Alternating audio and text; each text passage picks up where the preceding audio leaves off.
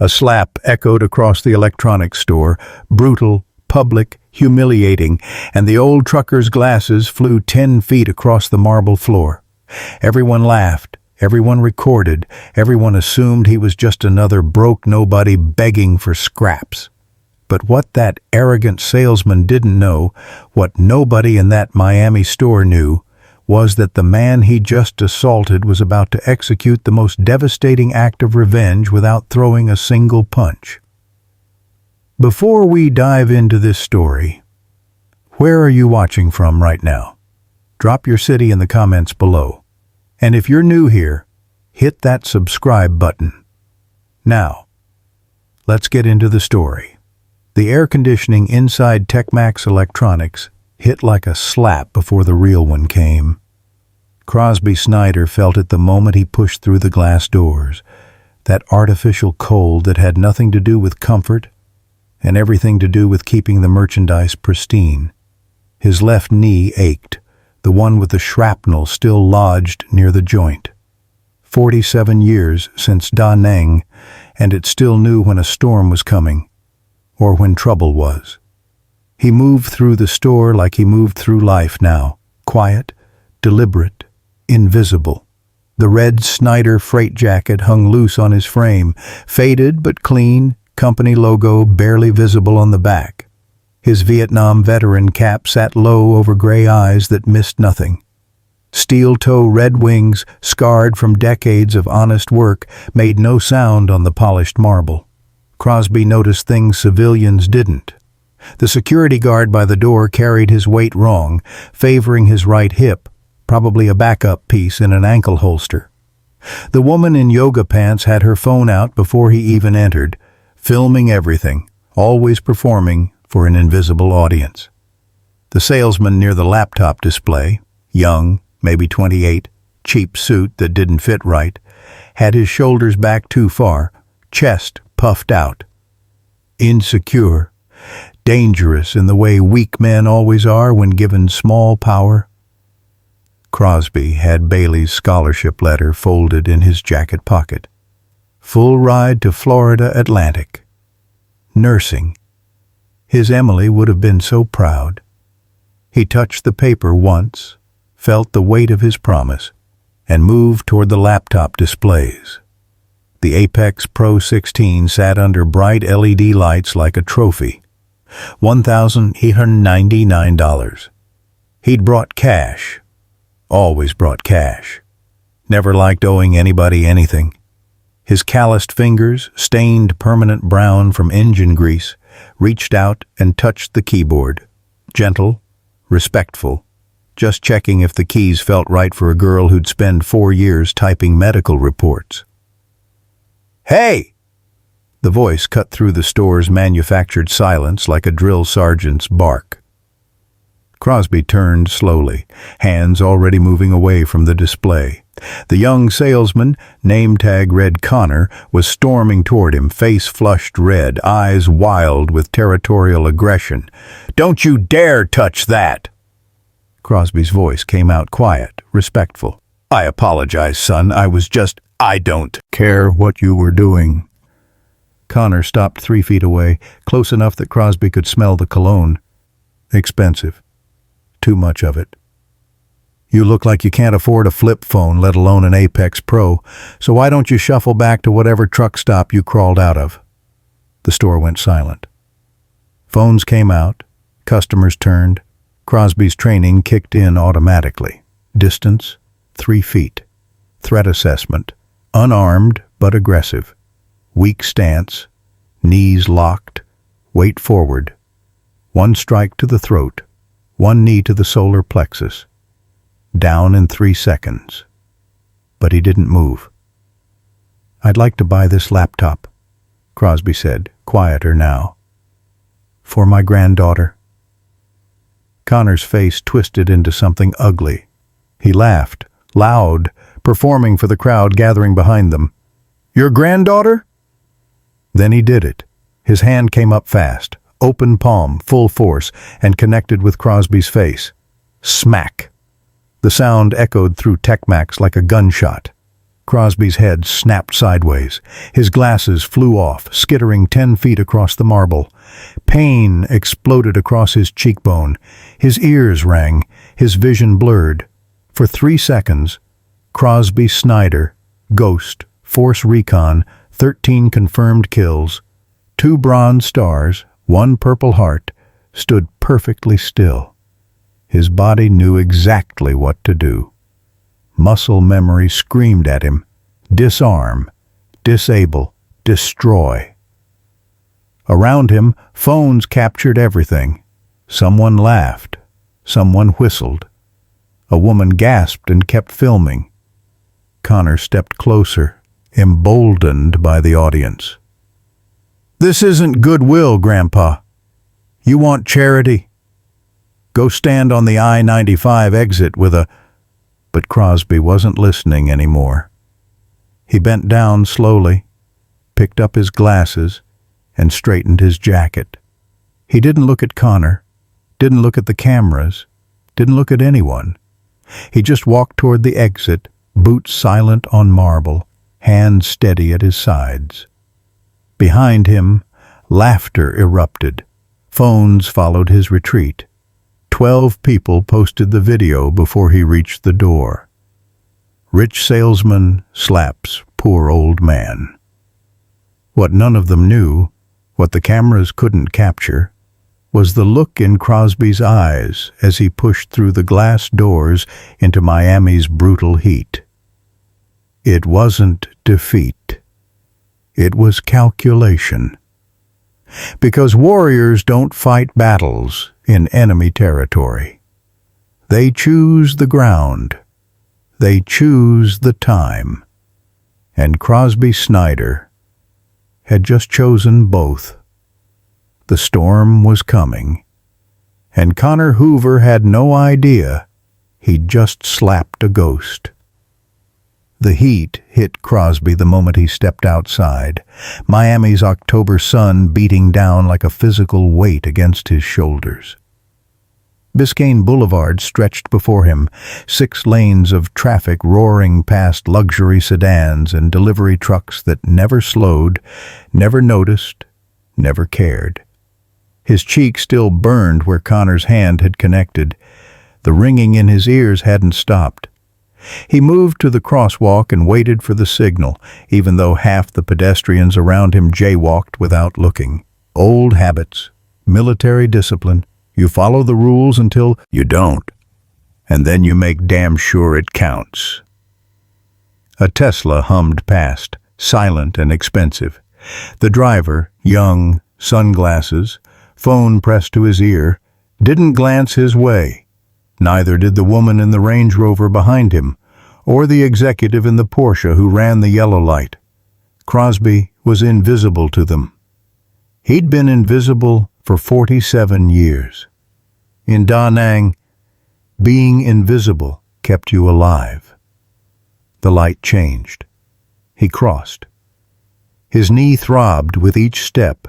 That piece of shrapnel from the ambush in '76 lodged too close to the joint for safe removal. Crosby had been the spotter that day, belly down in elephant grass, watching 3 VC move through a village clearing. His partner, Danny Kowalski from Pittsburgh, had been 10 feet behind him. The mortar came from nowhere. Chinese-made, later they'd learned. Danny took most of the blast. Crosby took enough to earn the Purple Heart and a permanent limp. Danny went home in a box. Crosby still heard his mother screaming at the funeral, still saw the flag folded into that perfect triangle, still remembered the promise he'd made to himself while blood soaked through his field dressing. Survive, no matter what it costs. Survive. He'd survived Vietnam. Survived the shame of coming home. Survived 45 years building something from nothing. He hadn't survived losing Emily. The memory hit him like it always did. Sudden, vicious, without warning. The phone call at 2 a.m., Florida Highway Patrol. I-95 northbound, mile marker 47. Drunk driver crossed 3 lanes. Emily's Toyota didn't stand a chance. She'd been coming home from a double shift at Baptist Hospital. Nurse, just like Bailey wanted to be, just like Emily had always been. Giving everything to help people who'd never know her name. Crosby had stood at her grave in the rain, holding 10-year-old Bailey's hand, and made the only promise that mattered anymore. "I'll take care of her, Em. I'll give her everything you couldn't. Everything." 5 years. And today was supposed to be the first payment on that promise. Crosby stopped on the opposite sidewalk, breathing hard, his hand pressed against the scholarship letter in his jacket pocket. Across from Tech Max's gleaming facade, tucked between a closed pawn shop and a shuttered diner, sat a building he'd never noticed before. Ramon's Tech Corner. Peeling yellow paint. Flickering neon sign with the R half burned out. Security bars on the windows. But clean, proud, surviving. A handwritten sign hung in the glass door, slightly crooked. Family owned since 1998, honest service, fair prices, se habla español. Crosby studied that sign for a long moment, studied the iron bars that said the neighborhood wasn't safe, studied the lights still on inside, even though most businesses this size would have closed by now, studied the way the place leaned slightly, not broken, but tired, fighting, just like him. Inside Tech-Max, they judged him before he opened his mouth, judged the jacket, the boots, the calloused hands, judged him for looking like what he was, a working man who'd spent his entire life on his feet. Maybe Ramon's would be different. Maybe dignity still existed somewhere. Crosby reached for the door handle, his reflection staring back at him in the glass. 67 years old, gray hair, purple heart cap, face still red from the slap, alone, always alone. He pulled the door open and stepped inside. And that's when he noticed something that made his combat instincts flare. The young man behind the counter had looked up the instant the door chimed, quick, alert, trained reflexes. His hands had moved beneath the counter first, then emerged empty when he saw Crosby wasn't a threat. There was a gun under that counter, and the kid knew how to use it. This neighborhood wasn't just tired, it was at war. The shop smelled like coffee and old electronics, copper wire, soldering flux, and something else Crosby recognized immediately. Honest work, the kind that left residue on your hands and pride in your chest. The air inside was warm, almost stifling compared to Tech-Max's sterile cold. No marble floors here, just worn linoleum, patched in places with duct tape, but clean, respectfully maintained. Crosby's eyes adjusted to the dimmer lighting and cataloged everything in 3 seconds.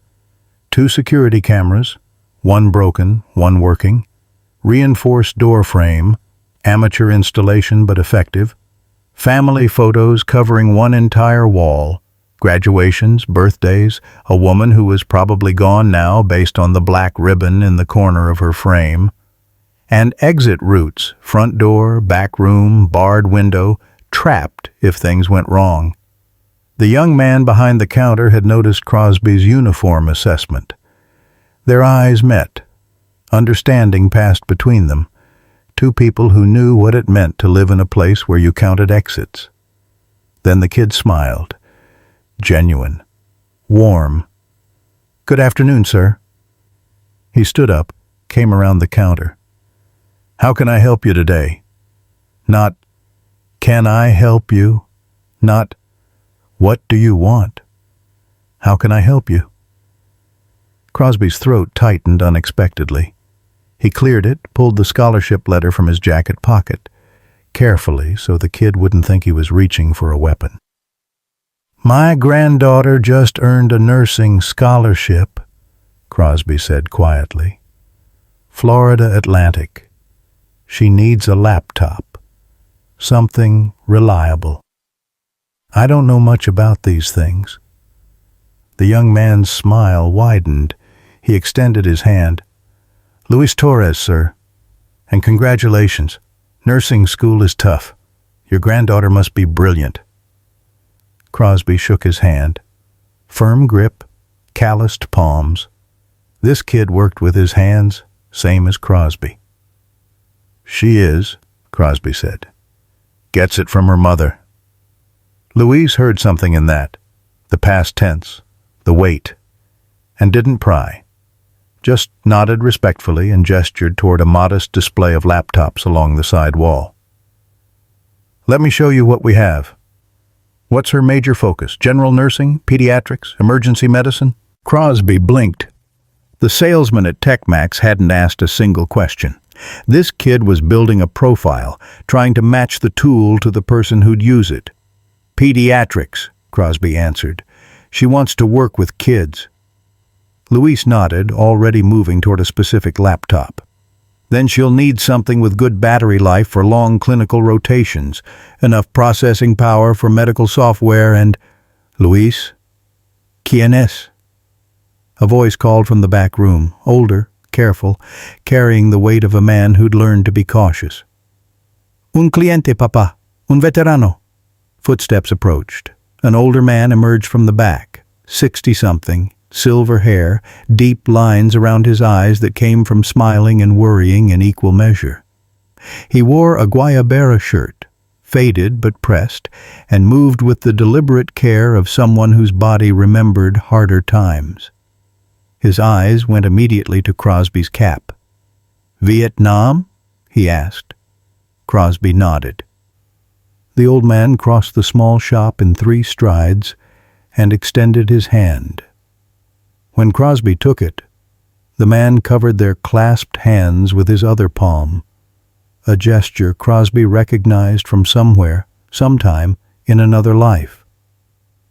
Thank you for your service, hermano, Ramon Torres said, and his voice cracked just slightly. My father fought in the Bay of Pigs. I know what it costs. Something broke inside Crosby's chest. Something he'd been holding since the slap, since Emily's funeral, since Vietnam.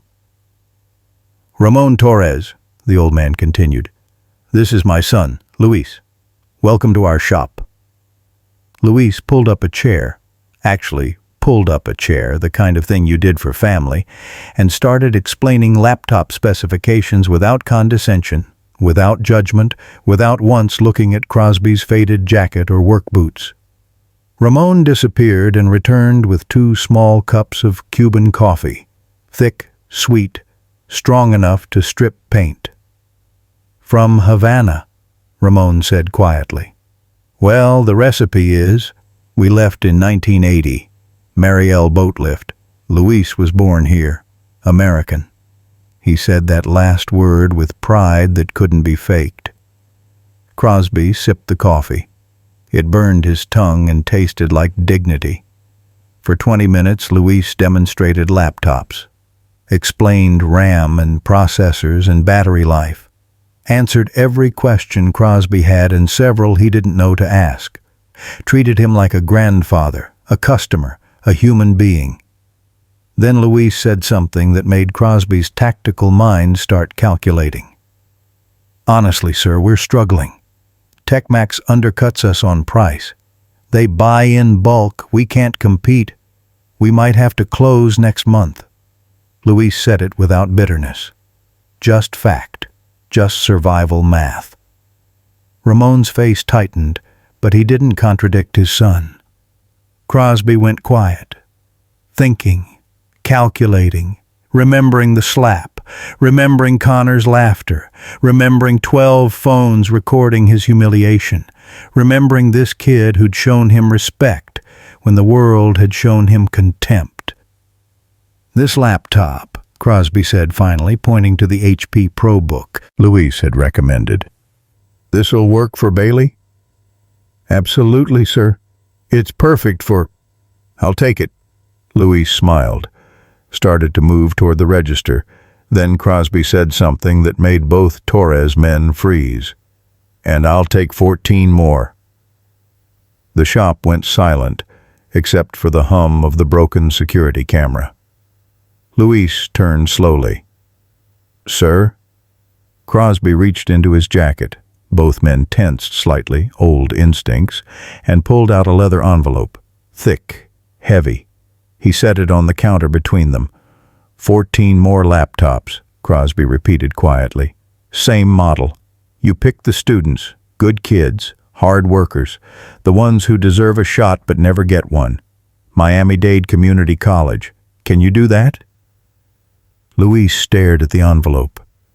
Ramon's hand went to his chest.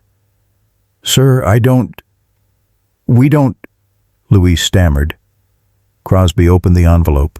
Stacks of $100 bills, rubber-banded, counted. "My name is Crosby Snyder," he said quietly. "I own Snyder Freight Lines, 47 trucks, and I don't forget kindness."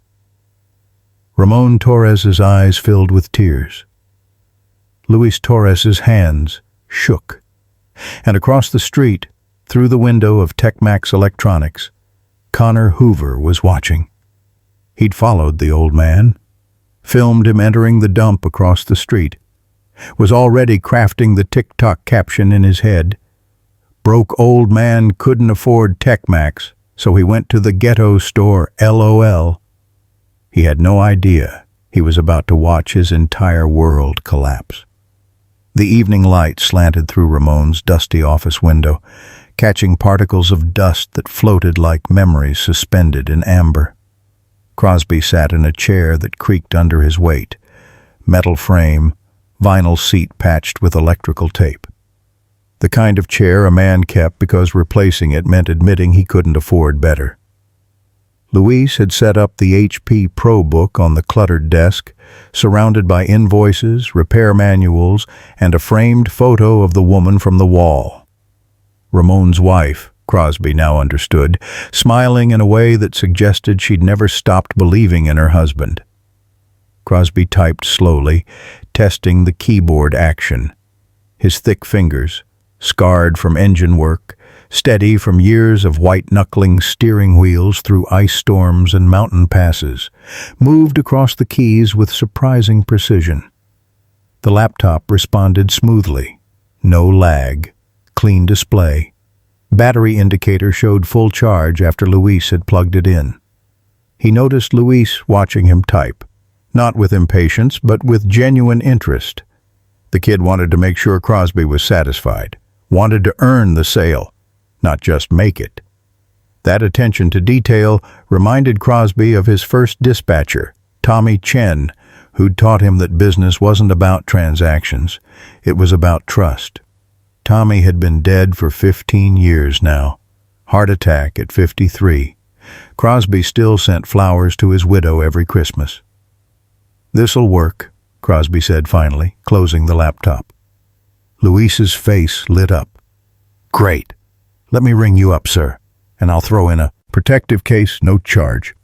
Students are rough on equipment." He started toward the register, already calculating numbers in his head. "Hold on, son." Luis stopped, turned. Something in Crosby's voice had shifted, not threatening but weighted. Command voice, officer voice. Crosby stood slowly, his knee protesting. He faced Luis directly, eye to eye, the way Marines faced each other before missions. "Let me ask you something first." The office suddenly felt smaller. Ramon, who'd been organizing receipts in the corner, went still. "If I gave you a chance to do something good," Crosby said quietly, "something that could help a lot of people, would you take it?" Luis blinked, confused. "Sir?" "Answer the question." Luis straightened instinctively, responding to authority he probably didn't understand. "Of course, sir. That's what my parents taught me. You help people when you can." Crosby nodded, held his gaze for 3 long seconds. "Good," he said. Because I came here to buy one laptop. He reached into his jacket, both Torres men tensed slightly, and pulled out the leather envelope again. This time he opened it fully, tilting it so they could see inside. Stacks of $100 bills, rubber-banded, 20 bills per stack, multiple stacks. But after what just happened across the street, Crosby continued, his voice steady as concrete, and after meeting you and your father, I'm buying 15. Silence. The word hung in the dusty air like a grenade with the pin pulled. Luis's mouth opened. Nothing came out. Ramon's hand gripped the edge of the desk, knuckles white.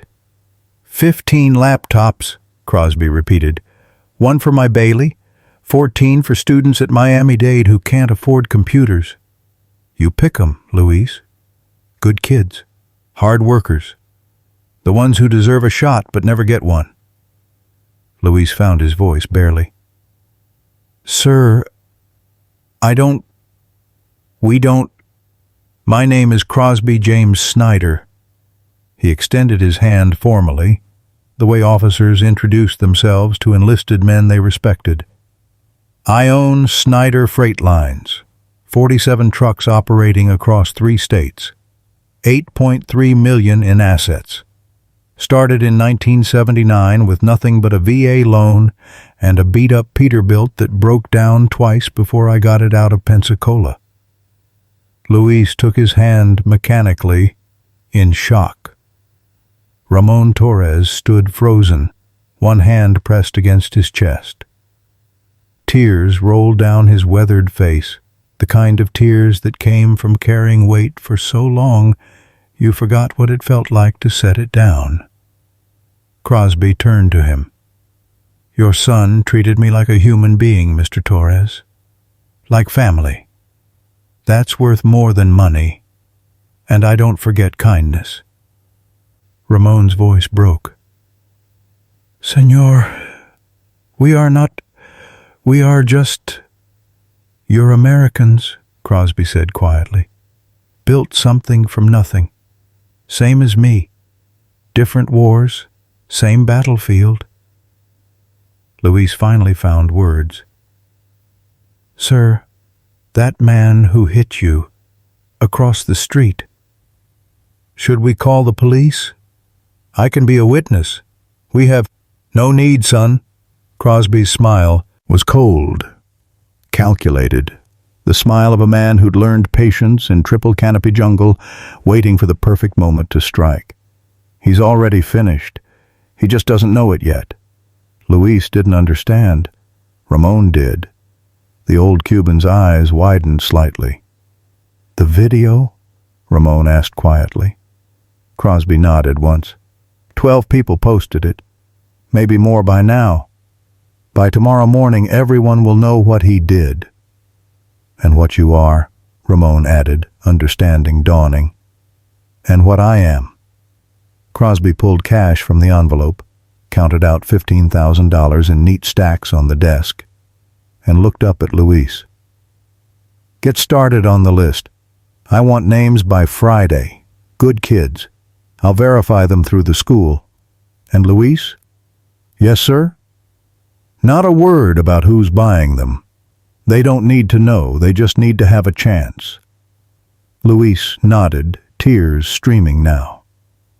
Across Biscayne Boulevard, in the gleaming showroom of Tech-Max Electronics, Connor Hoover stood at the window with his phone raised, filming the dump shop across the street.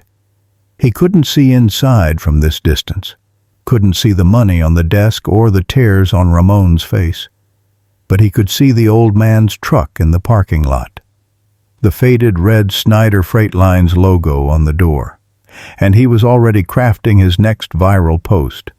Update. Broke old trucker crawled to the ghetto store. Bet he's begging for a discount. LOL #Miami Tech Max. Poor. He hit record. He had no idea that in exactly 4 hours and 17 minutes his boss would call him at home. and his life would end. The notification sound started at 9:47 p.m., a soft chime that Connor Hoover had programmed to signal incoming likes on his social media. He lay in bed, scrolling through his feeds, half watching a rerun of The Office, feeling that post-shift satisfaction that came from asserting dominance. He'd shown that old bum who ran TechMax. He'd protected the merchandise, done his job. The chime came again, then again. Then it became a constant buzz, rapid-fire notifications that made his phone vibrate like a trapped hornet. Connor sat up, frowning. His algorithm usually fed him gym motivation videos and crypto bros. This was different, aggressive. The kind of attention that made his chest tighten with something that felt like excitement, but tasted like copper. He opened TikTok. The first video hit him like a fist. At Miami Beach Babe 92 had posted footage from inside TechMax. The angle was perfect. Caught his face, caught the slap, caught the old man's glasses flying across the marble. The caption read, "You! This salesman just slapped an old man at TechMax at Miami, #crazyviral, posted at 4:47 p.m. 5 hours ago, 523,000 views. Connor's stomach dropped. He scrolled through the comments, fingers moving faster now, searching for validation, for support, for someone, anyone, saying he'd been right. Fire this scumbag. That's assault. Call the cops. Imagine hitting an old man and thinking you're tough. I hope he gets sued into oblivion. What's his name? Someone find out where he works. Already know. TechMax Biscayne. Dude's name is Connor. Name tag visible at 007. His heart hammered. He noticed details in the video he hadn't considered while it was happening. How old the man actually looked. How quiet his voice had been. How he hadn't fought back. Through the phone's camera, Connor looked enormous, aggressive, threatening, like a bully. He switched to Twitter. Worse. TechMax assault was trending in Miami. Respect Elders was gaining nationally. Fire Him had already spawned a petition with 47,000 signatures. Instagram, same story, different angles. Someone had gotten footage from outside the store, showed Crosby walking away, shoulders straight, dignified. The old man looked honorable. Connor looked like a coward. His phone buzzed differently.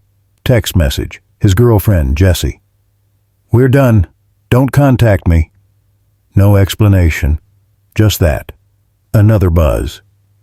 The high school group chat. The one where he and his boys had been kings 4 years ago. Brandon. "Dude, you're famous." Kyle. "Not in a good way, bro." Jason. "My mom saw this. She's asking if that's you.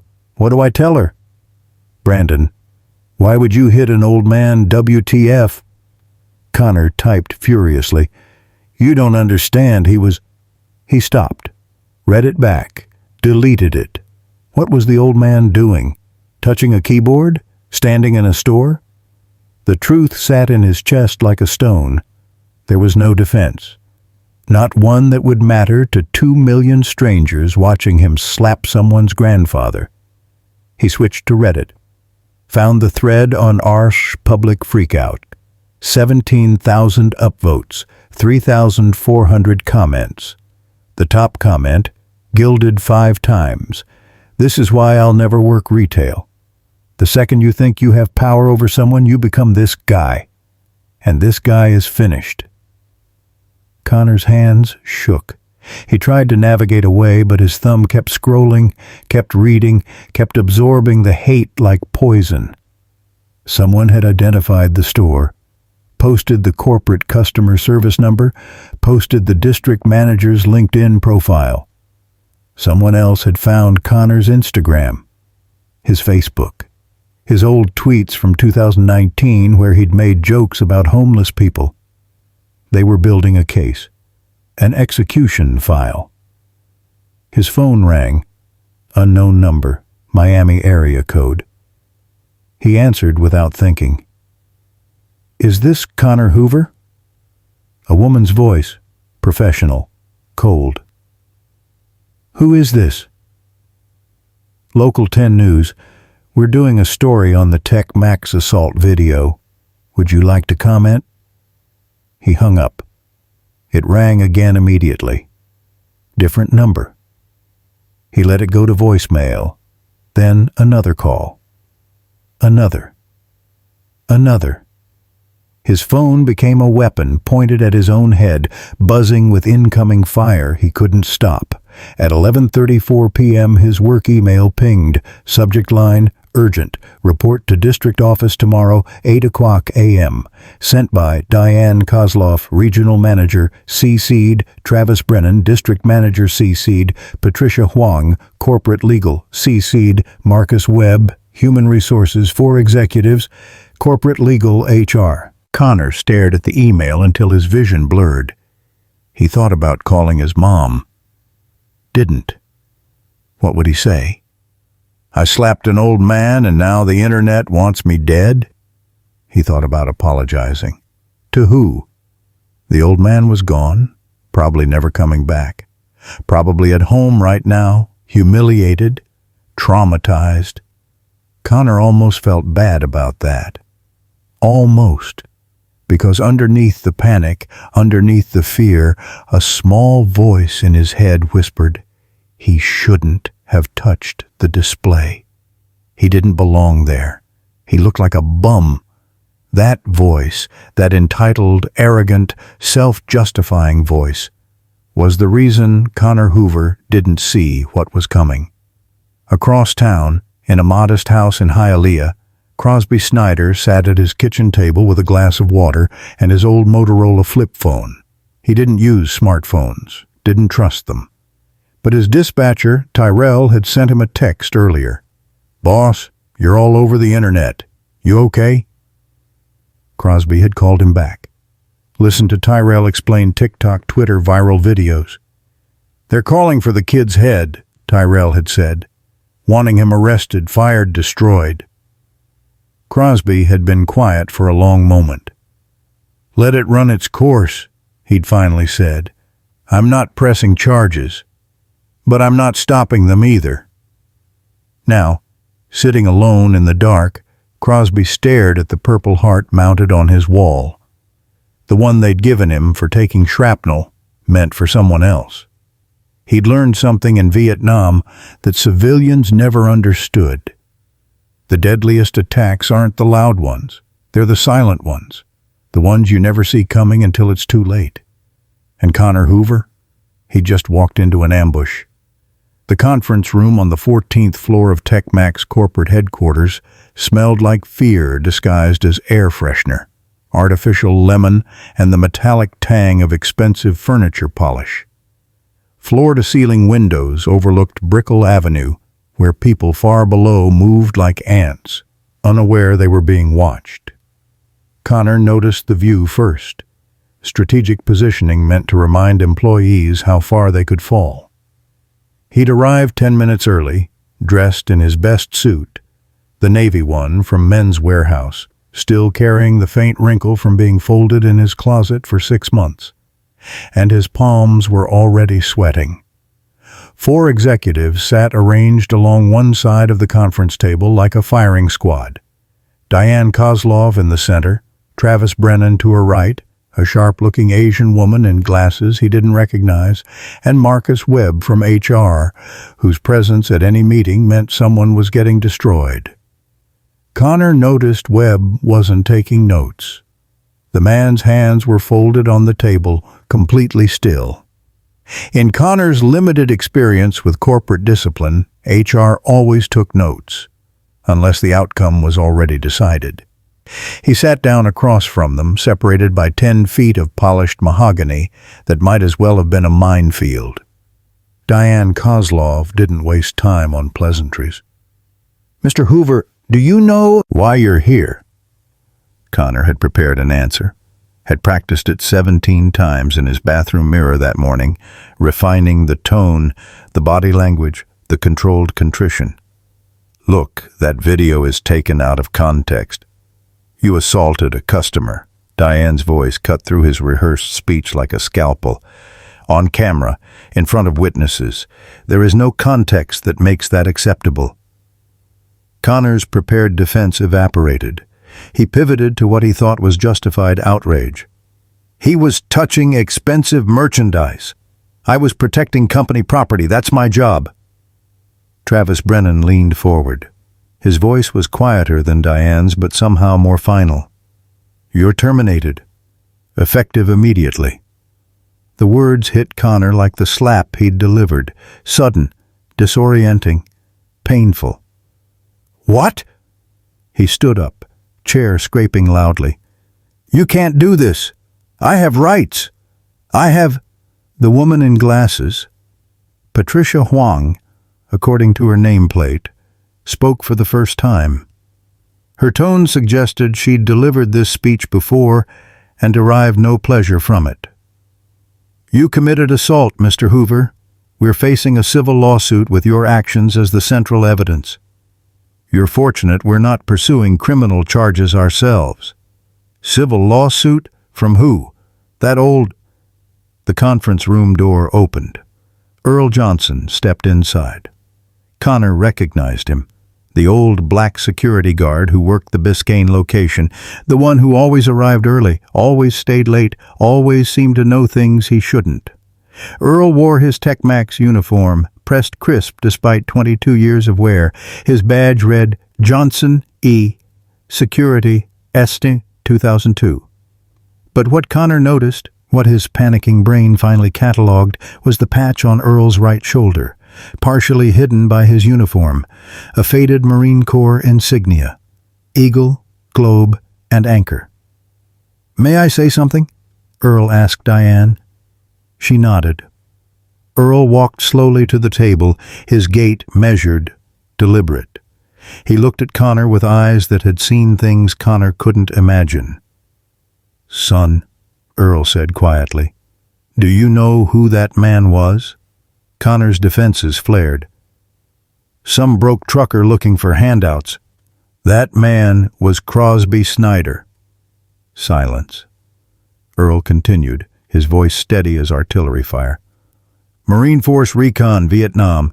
2 tours, Purple Heart, 13 confirmed kills. Owner of Snyder Freight Lines. 47 trucks, 63 drivers, 8.3 million in assets."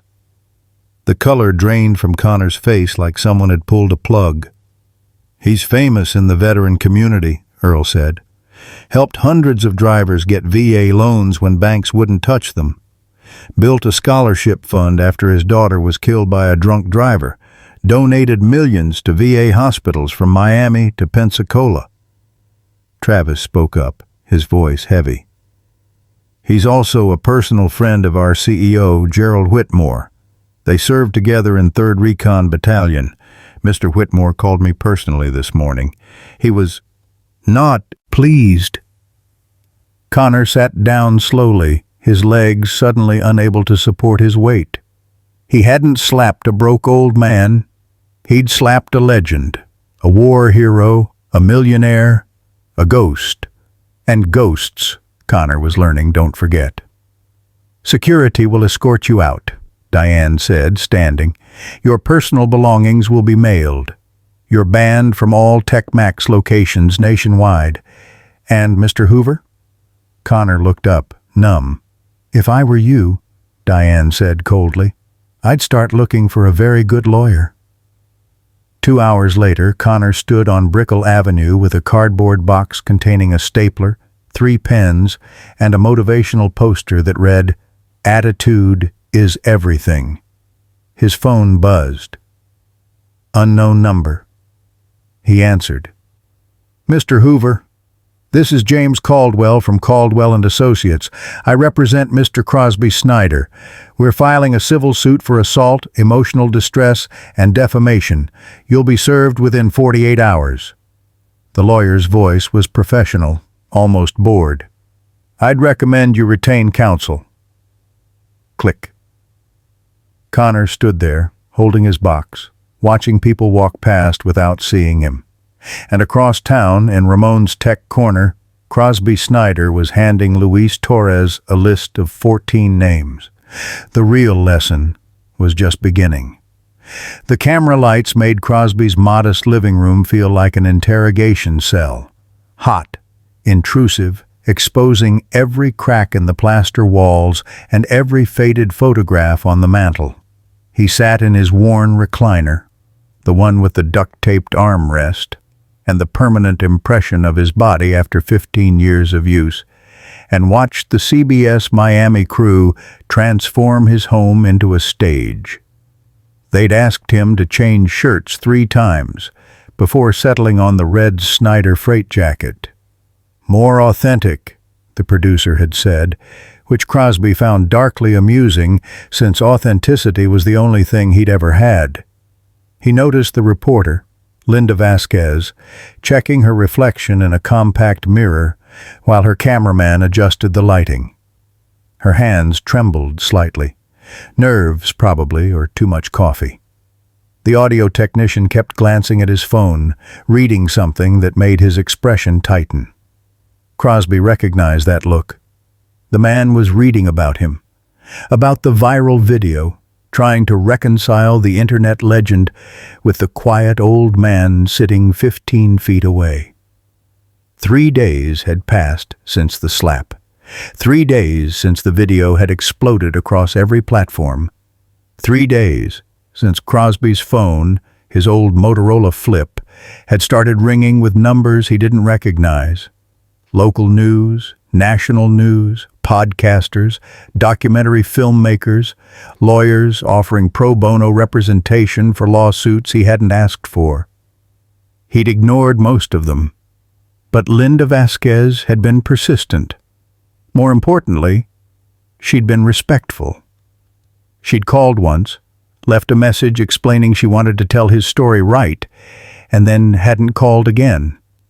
That restraint, that understanding that silence was also an answer, had convinced Crosby to say yes.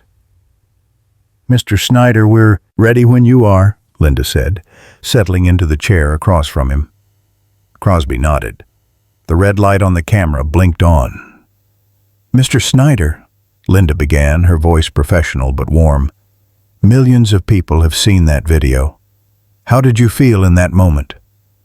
Crosby took his time answering. He'd learned in Vietnam that the space between question and answer was where truth lived. "Disappointed," he said finally.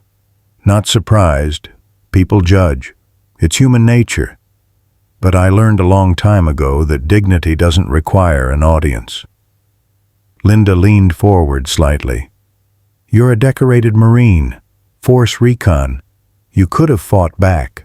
Why didn't you?" Crosby's jaw tightened, not with anger, but with the weight of carrying a truth most people would never understand. "Because violence is easy, Ms. Vasquez. Restraint is hard. My granddaughter was watching that video. I wanted her to see strength, not anger. What do you want people to learn from this?" Crosby looked directly into the camera, past Linda, past the crew, into the homes of millions of strangers who thought they knew him. "Respect costs nothing," he said quietly. "And you never, ever know who you're talking to. That broke trucker at the gas station might be the guy who saves your life tomorrow. That old man in the store might be someone's hero. Treat people like they matter, because they do." The interview aired that night at 6:00 p.m. By 6:47 p.m. it had been clipped and shared across every platform. By morning, #respect costs. Nothing was trending nationally. Ramon's Tech Corner opened at 9:00 a.m. the next day to find a line stretching around the block. 47 people waiting in Miami heat. Students, parents, veterans, people who'd never shopped there before but wanted to now.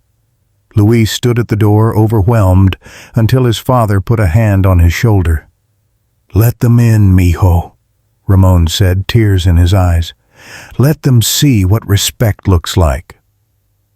By noon, they'd sold every laptop in stock. By 2 p.m., they'd taken orders for 60 more. By closing, Ramon's monthly revenue had tripled. Someone had taped a handwritten sign in the window, "Where respect means everything." Local businesses rallied. The Cuban bakery next door started offering free coffee to Ramon's customers. The hardware store across the street put up a banner, "Support small business, support dignity." A GoFundMe appeared, created by someone Crosby had never met, to help cover Bailey's nursing school expenses. It raised $340,000 in 18 hours. Crosby called Luis, told him to shut it down and redirect every dollar to Miami-Dade students who couldn't afford tuition. "That money's not for me," he said. "It's for kids who need a shot." But while Miami celebrated, while Ramon's thrived, while the internet declared justice served, Connor Hoover sat alone in his studio apartment, staring at a manila envelope that had been taped to his door. Summons to appear, civil court. Plaintiff, Crosby Snyder. Inside, a lawsuit demanding $500,000 in damages. His savings account had $1,147. His lawyer, the cheapest one he could find, had told him this morning, "You're going to lose. The question is how much." Connor's phone buzzed. Text from an unknown number. "You should have just let him buy the laptop." He threw his phone across the room. But in the reflection of his dark TV screen, Connor saw something that made his blood run cold. His own face, frozen from the viral video, mouth twisted in that ugly sneer, hand raised to strike. That was who he was now. That was all he'd ever be. And somewhere across town, Crosby Snyder was teaching his granddaughter how to set up her new laptop, completely unaware that Connor Hoover was about to do something desperate. The rain hit I-95 like machine gun fire, hard, relentless, turning the asphalt into a mirror that reflected headlights and brake lights in long, bleeding streaks. Connor Hoover stood on the shoulder, soaked through his Goodwill jacket, watching his Honda Civic smoke from under the hood like a dying animal. 1:17 a.m. No traffic, no help. Phone at 3% battery with no signal anyway. 3 months since the slap. 3 months since his life ended. He'd been working night shifts at a warehouse in Opelika, $12.50 an hour, lifting boxes that destroyed his back, surrounded by men who didn't ask questions because they had their own demons. His studio apartment in Hialeah had roaches and a landlord who knocked at 11:59 p.m. on the first of every month, hand extended for rent money Connor barely had. No girlfriend, no friends.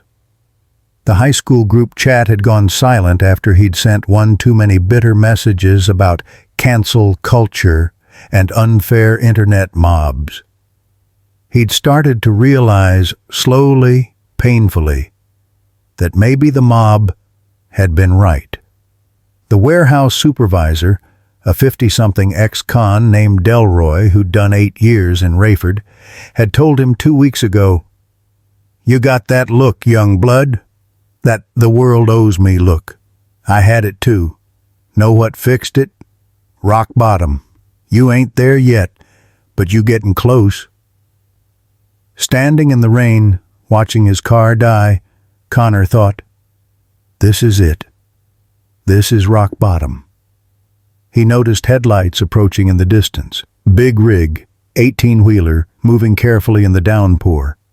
Most trucks didn't stop for stranded cars. Too dangerous. Too many liability issues. Too many horror stories. But this one slowed. Connor saw the logo on the door as it pulled onto the shoulder, air brakes hissing, Snyder Freight Lines. His stomach dropped. The passenger door opened. A black man in his mid-40s leaned out, built like he'd been a linebacker once, graying beard, kind eyes that had seen hard miles. Need help, brother? The driver called over the rain. Connor froze. Every instinct screamed run. This was a setup. Had to be. Crosby Snyder's driver appearing out of nowhere on a deserted highway at 1 o'clock a.m. No way this was coincidence. Why would you help me? Connor shouted back, suspicious. The driver looked confused. Because that's what we do. You're soaked, your car's dead, and it's dangerous as hell out here. Hop in. I'll take you to the next truck stop. You can call for a tow. Connor hesitated, calculated. His phone was dying.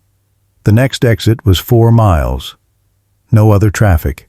He climbed in. The cab was warm, dry. The radio played classic country, George Strait, something about troubadours and honky-tonks. The driver handed him a towel and a thermos of coffee without asking. "Tyrell Washington," the man said, extending his hand. "You look like you've had a rough night." Connor took the coffee, hands shaking from cold and something else. "You have no idea." They drove in silence for a while. Tyrell didn't push conversation, just kept his eyes on the road, navigating the rain with the easy competence of someone who'd logged 1,000,000 miles. Connor noticed things. The Marine Corps emblem hanging from the rearview mirror, the Purple Heart license plate holder, the photo taped to the dashboard, Tyrell in uniform, younger, standing next to another Marine, the Purple Heart pin on Tyrell's cap. This man had been to war, had seen things, had survived, and he was helping a stranger in the rain. "You don't know who I am, do you?" Connor said finally, his voice breaking. Tyrell glanced over. "Should I?" Connor swallowed. This was it. The moment he could lie, pretend, disappear into anonymity. But he was so tired of lying. "I'm the guy," Connor whispered. "The guy who slapped Crosby Snyder." The cab went silent, except for the rain hammering the roof and George Strait singing about lost love. Tyrell pulled the rig onto the shoulder, put it in park, turned to face Connor fully. "You're that guy?" Connor nodded, tears forming. "I'm sorry. I was an idiot. I lost everything. My job, my girlfriend, my future. I'm broke. I'm alone. And I deserve all of it." Tyrell stared at him for a long moment. Then he said something Connor didn't expect. "Good." Connor looked up, shocked. "You needed to lose everything," Tyrell continued, his voice firm but not cruel. "Because you didn't respect what you had, didn't respect people, didn't respect yourself." He paused, measuring his words. "Mr. Snyder taught me something when I got out of the Marines with PTSD and nowhere to go. I was sleeping in my car, drinking, ready to end it. He found me at a truck stop, offered me a job. No questions, no judgment. Just a chance." Tyrell's voice softened. "He told me, everybody deserves a second chance. But you gotta earn it." "How?" Connor whispered. "By never forgetting what you learned." Silence filled the cab. "He's a good man," Connor said finally. I was wrong. About everything." Tyrell nodded. "Then prove it." He pulled out his phone, scrolled through contacts, stopped on one. "Boss. He's gonna want to meet you," Tyrell said. Connor's blood ran cold. "What?" "Mr. Snyder. He's gonna want to meet the man who learned. I can't. He'll what? Hit you? Sue you? Again?" Tyrell shook his head. "That ain't who he is, and if you really learned something, you'll face him." He dialed. It rang twice. "Tyrell, Crosby's voice came through, gravelly with sleep. "What's wrong?" "Boss, I got someone here. Someone who needs to talk to you." Silence on the line. Then, "Who?" Tyrell looked at Connor, held out the phone. Connor took it with shaking hands. "Mr. Snyder," he whispered. It's Connor Hoover." The silence that followed was the longest 3 seconds of Connor's life. Then Crosby said something that changed everything. "Where are you, son?" The morning sun cut through the Venetian blinds in Snyder Freight Line's headquarters like prison bars, casting long shadows across the worn linoleum floor. Connor stood in the small waiting area, clutching a manila envelope that had arrived at his construction site apartment 3 days ago. The return address had made his hand shake. Snyder Freight Lines, 2847 W 12th Avenue, Hialeah, FL. Inside, a single typed sentence. "Your presence is requested. Friday, 9 o'clock a.m. No explanation, no context, just a summons.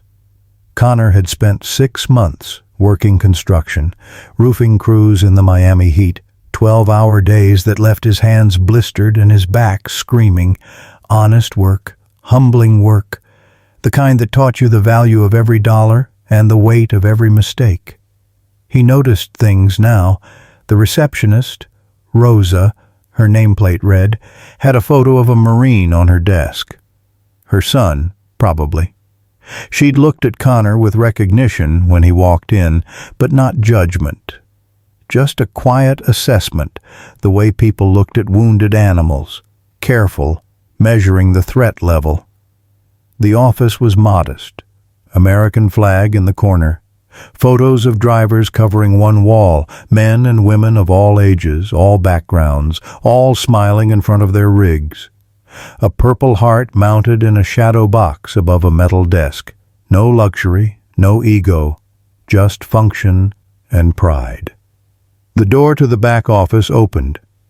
"Mr. Hoover," Rosa said gently. "He'll see you now." Connor's legs barely carried him. Crosby Snyder sat behind a desk that had seen better decades. Scratched metal, organized chaos of paperwork, a coffee mug that read "World's Okayest Boss." He wore reading glasses and a faded Snyder Freight polo. He looked up when Connor entered, and their eyes met for the first time since the slap. Connor expected hatred, expected cold fury. Instead, he saw something worse. Evaluation. The steady gaze of a man who'd spent 50 years assessing threats and potential, separating the salvageable from the lost. "Sit down, son." Connor sat. His hands wouldn't stop shaking. "Do you know why you're here?" Crosby asked quietly. Connor's voice came out broken. "To tell me you're suing me again?" "No." Crosby removed his glasses, folded them carefully. "To offer you a job." Silence. The office seemed to tilt. "What?" Connor whispered. "Tyrell told me about your breakdown on I-95. Told me what you said. Said you were genuine. Said you'd changed." Connor couldn't speak. Crosby continued, his voice measured. "I don't know if that's true. Change is easy to claim, hard to prove. But I'm willing to find out." He slid a folder across the desk. Inside, job description, starting wage, benefits package. Entry-level dispatcher, $18 an hour. You'll coordinate routes, manage schedules, talk to drivers.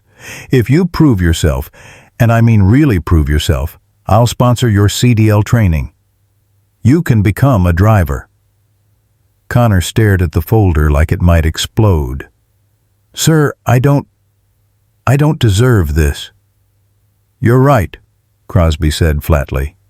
"You don't. But my business isn't built on what people deserve. It's built on what they can become." He leaned forward. You work hard. You respect every driver, every single one, no matter what they look like, where they come from, how they talk. And you never, ever judge a man by his appearance again. You do that. You've got a future here. You fail, you're gone. No second chances after the second chance. Clear? Connor's vision blurred with tears. Why would you do this? He choked out. After what I did to you. Crosby was quiet for a long moment. When he spoke, his voice carried the weight of 47 years. In 1978, I came home from Vietnam with a Purple Heart, a bad knee, and a dishonorable discharge that got overturned on appeal. Nobody would hire me. Nobody trusted me. I was sleeping in my truck, eating out of vending machines, one bad night away from putting a gun in my mouth. He paused. A man named Howard Jeffries owned a small freight company in Pensacola, gave me a job.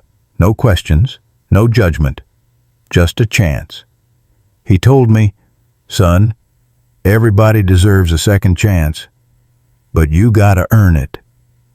Crosby's eyes locked onto Connor's.